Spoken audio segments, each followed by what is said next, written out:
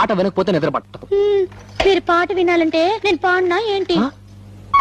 ఏమిటి, నువ్వు పాటలు పాడతావా?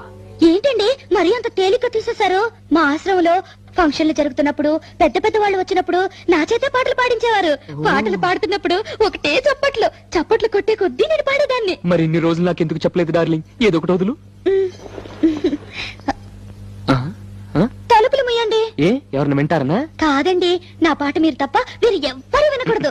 నా పాట మీకే అంకితం. ఓ, ఏం కొట్టేవి నచ్చలక. వస్తానుండు, నీ పాట నాకే అంకితం. ఓకే, ఏది పాడు.